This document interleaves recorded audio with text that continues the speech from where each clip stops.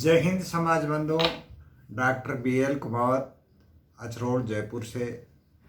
आज अपने समाज का एक व्हाट्सएप ग्रुप है, भारतीय क्षत्रिय कुमावत समाज। उसमें 5-7 दिन से ऐसी एक दूसरे के ऊपर टीका टिप्पणी, कोई कह रहा है कुमार हो, कोई कह रहा है आप सरनेम नहीं लगाते हो, कोई किसी राजनेता के नाम से एकादशी की चर्चा करता है।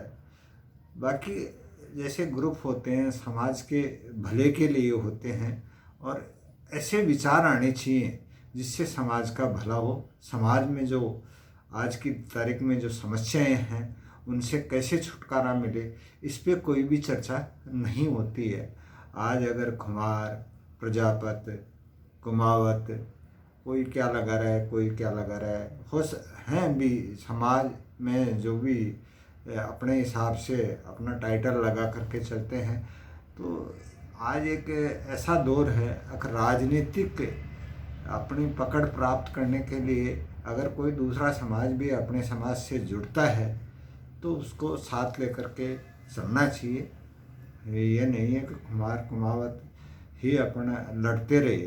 तो अपन राजनीति में जो अपने जो जो भी सीटें मिलती हैं, आज राजस्थान की बात की जाए तो राजस्थान में 3-4 विधायकों के लिए टिकट अलग अलग पार्टियां देती हैं और उसमें कभी 2 कभी 3 इस तरह से हो करके मामला बिगड़ जाता है। और ये भी जब आते हैं तो वो अकेले अपने समाज के बलबूते पे ही नहीं आते हैं।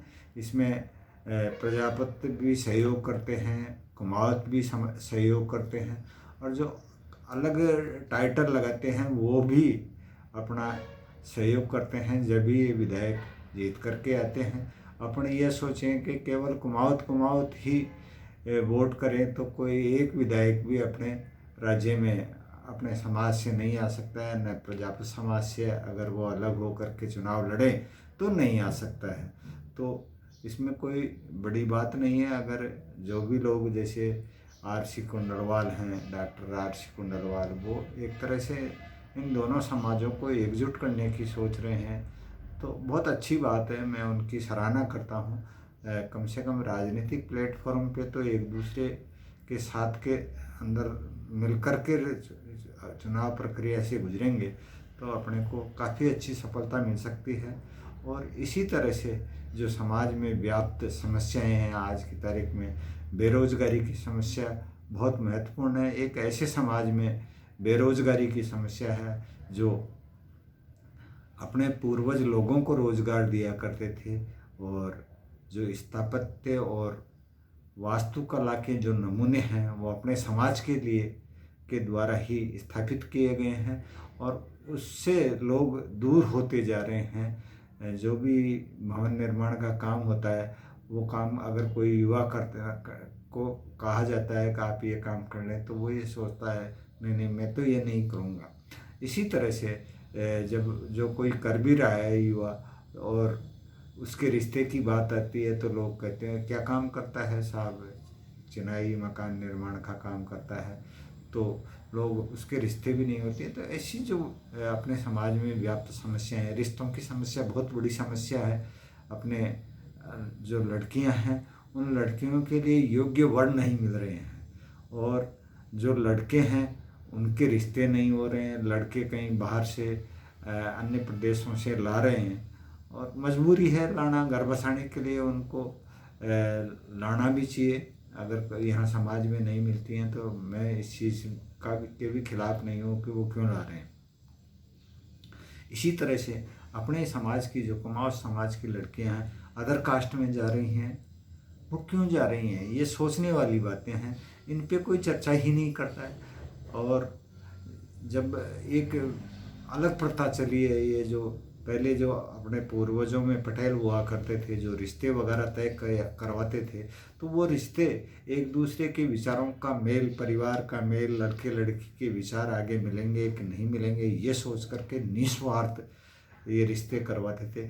आज जो लोग हैं रिश्ते करवाने वाले वो भी रिश्ते तो करवाते हैं लेकिन वो कुछ स्वार्थ की भावना उनमें आ जाती है। ये मेरे रिश्तेदार के यहाँ लड़का अटका हुआ है तो उसके यहाँ रिश्ता करवा देते हैं। इसी तरह से कई बेटियों की ज़िंदगी दांव पे लग जाती है। विचार अगर नहीं मिलते हैं तो फिर तलाक की नौबत आ जाती है। और तलाक होने के बाद में कई बेटे और बेटियों की ये समस्या है कि वो विचार नहीं मिले। मान लो तलाक हो गया, तलाक होने के बाद में उसको एक कलंक मान लेते हैं। तो ये कलंक नहीं मान करके उस बेटी को अपनाना चाहिए समाज को। जो बुद्धिजीवी लोग हैं वो आगे आए इस मामले में, और जो लड़के और लड़कियों के रिश्तों की समस्या है उस समस्या से अपन कैसे छुटकारा पा सकते हैं इसके ऊपर मंथन करें। जब जाकर के अपने समाज में एक नई दिशा मिलेगी।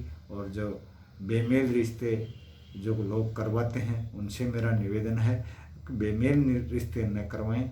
महत्वपूर्ण होते हैं विचार। अगर गरीब आदमी का बेटा भी है और अच्छे परिवार की बेटी भी है, और अगर उसका रिश्ता हो जाता है, अगर उनके विचार सही मिल रहे हैं, परिवार हंसी खुशी चलेगा तो बहुत प्रगति कर सकता है।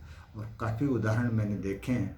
और कई ऐसे भी हैं जो बहुत अच्छे परिवार में और ऐसे सुदृढ़ परिवार में अगर किसी लड़की का रिश्ता कर दिया और वो लड़की के और लड़के के विचार नहीं मिले तो वो एक पतन की तरफ चला जाता है।